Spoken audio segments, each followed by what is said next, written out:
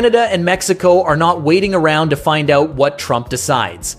While he threatens to exit USMCA, while he floats separate bilateral deals that would end 30 years of North American integration, while he imposes tariffs and breaks off negotiations and demands submission, Canada and Mexico are quietly rewriting the rules themselves. Not through loud confrontation, through coordination, through bilateral partnerships that reduce dependence on American goodwill, through preparations that ensure both countries arrive at July 2026, negotiations with alternatives Trump never imagined they would build. This is the story of how Trump's attempt to use the USMCA review as leverage is backfiring spectacularly, how his threats to split the agreement into separate deals pushed Canada and Mexico to strengthen their own partnership, and how the July deadline that was supposed to give Trump maximum power is becoming the moment when both neighbors demonstrate they have options he cannot control. But before we dive into this incredible story, if you appreciate in-depth analysis like this, hit that like button and subscribe to stay informed on the stories that truly matter.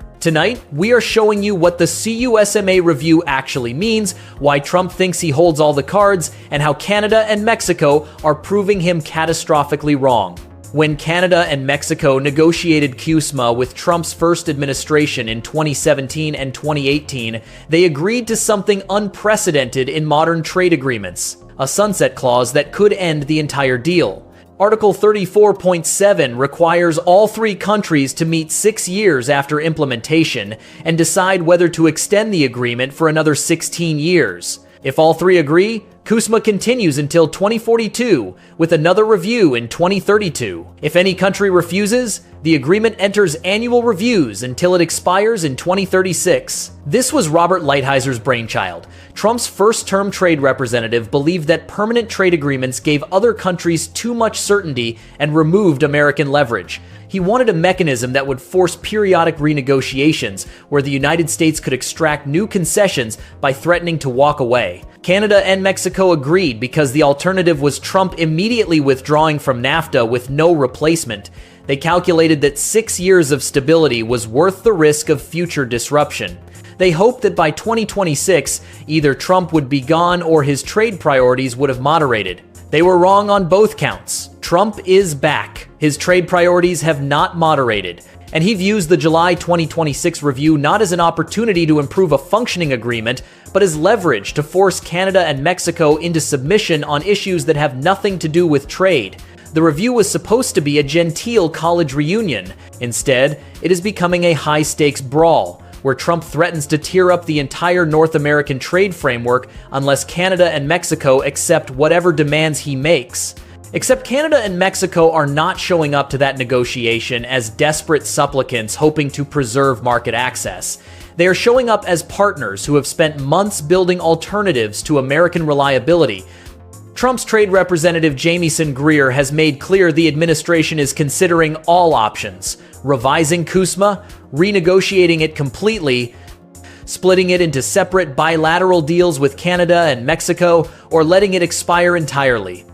Greer emphasized in December that our economic relationship with Canada is very, very different than our economic relationship with Mexico. The labor situation's different, the import-export profile is different, the rule of law is different. So it makes sense to talk about things separately with Canada and Mexico. Translation: Trump wants to divide and conquer. Negotiate separate deals where the United States can extract maximum concessions from each country individually without them coordinating responses or supporting each other.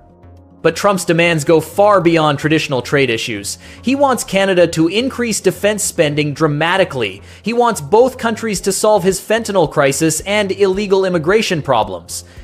He wants access to Canadian critical minerals on American terms. He wants Mexico to block Chinese investment and manufacturing that might use Mexico as a backdoor to American markets. These are not trade negotiation positions. These are demands for submission on security, immigration, and industrial policy that have nothing to do with the original purpose of a trade agreement.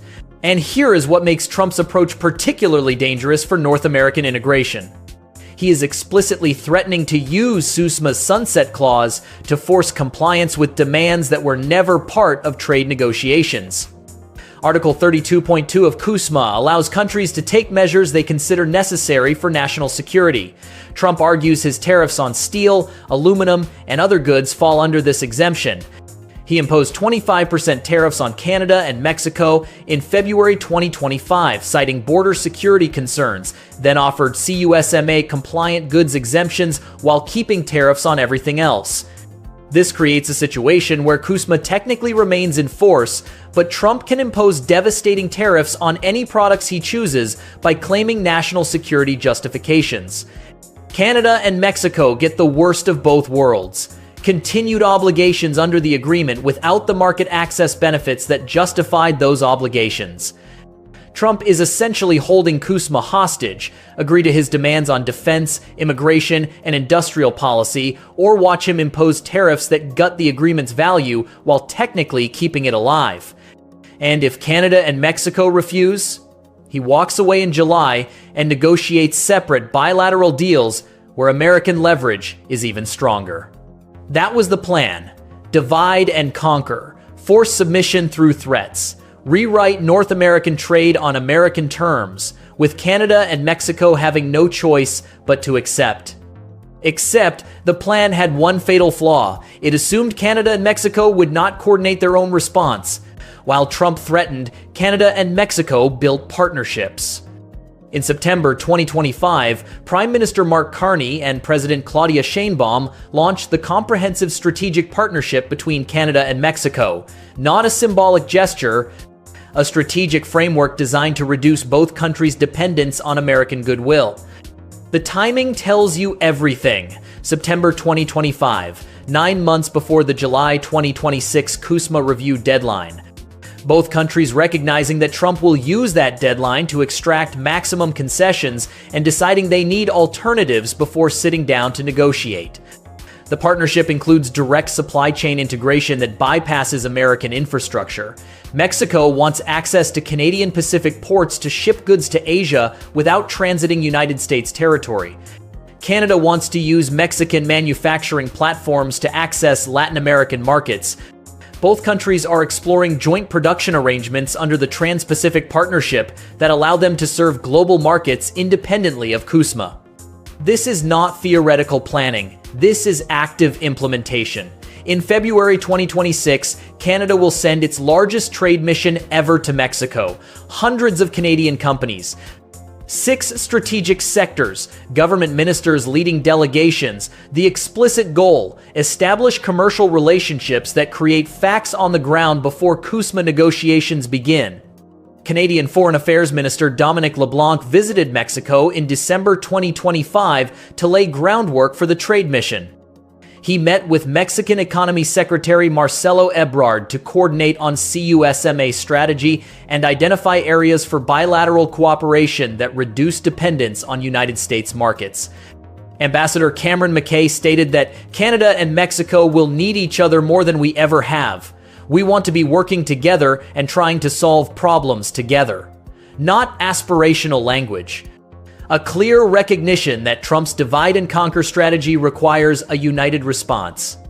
Mexico has made clear it will not negotiate separately from Canada unless forced to do so. Undersecretary of Foreign Trade Luis Rosendo Gutierrez stated that Mexico has been consulting with Canada on the CUSMA review process and coordinating positions before engaging with the United States. This coordination fundamentally changes the dynamics Trump expected. He thought he could negotiate with each country separately, extracting maximum concessions by threatening each one with loss of American market access while preventing them from supporting each other. Instead, he faces 2 countries that have spent months building alternative trade relationships, coordinating, negotiating positions, and preparing to present united fronts on key issues. Countries that can credibly threaten to deepen their bilateral partnership and reduce American centrality to North American trade if Trump pushes too hard. In early December 2025, the United States Trade Representative held public consultations in Washington on whether to extend CUSMA. Over 3 days, nearly 150 American industry leaders testified. Their message was unanimous: USMCA is essential and must be renewed. The National Association of Manufacturers stated tearing it up would be economic catastrophe. The American Automotive Policy Council emphasized deeply integrated supply chains cannot be quickly restructured. Agricultural groups testified Canada and Mexico are critical markets American farmers cannot afford to lose.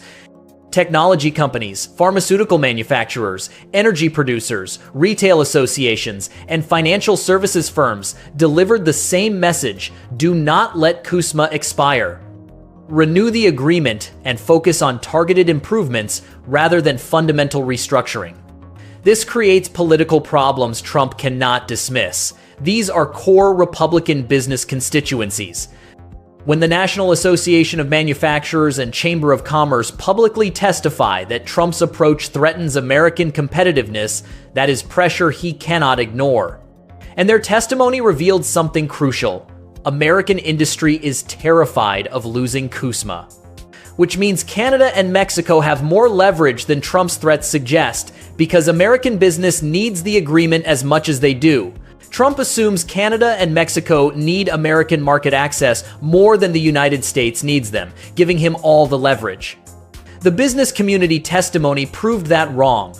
American industries depend just as heavily on imports from Canada and Mexico, and on integrated supply chains crossing borders multiple times during production.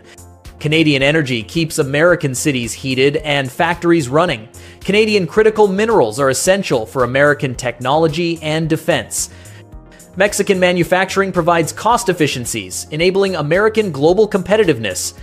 Ending CUSMA devastates American industries built around North American integration over 30 years. It raises costs for American consumers already angry about inflation. It hands advantages to European and Asian manufacturers while American companies scramble to restructure. Canada and Mexico can survive CUSMA ending better than American industries can. Both are CPTPP members maintaining preferential trade with each other and 11 other Pacific nations even if CUSMA expires. Canada is building trade relationships with Europe, Asia, and Latin America, reducing American dependence.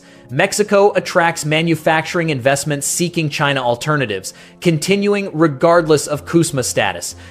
If American industries cannot afford to lose USMCA, and Canada and Mexico are building alternatives, who actually holds leverage in July negotiations? By July 1st, 2026, all three countries must indicate whether they want to extend USMCA. The decision requires consensus. If any country refuses, the agreement enters annual reviews until expiring in 2036. Trump believes this gives him maximum leverage. But consider what actually happens if he refuses to extend. CUSMA enters annual reviews.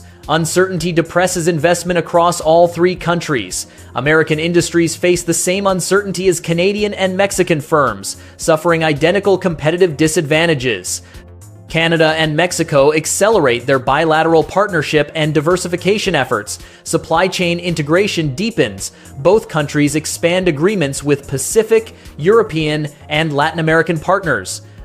American negotiators discover annual reviews provide decreasing leverage as Canada and Mexico build alternatives, and American industries suffer from ongoing uncertainty. And if Trump withdraws entirely? Business community revolt. Congressional opposition from Republicans whose constituents depend on North American trade. Economic disruption worse than his 2025 tariff chaos. Meanwhile, Canada and Mexico maintain CPTPP access, continue building global partnerships, and demonstrate they can thrive independently. The July deadline that was supposed to give Trump leverage may instead reveal he has less control than imagined. So here is what Trump does not understand about the Canada-Mexico partnership.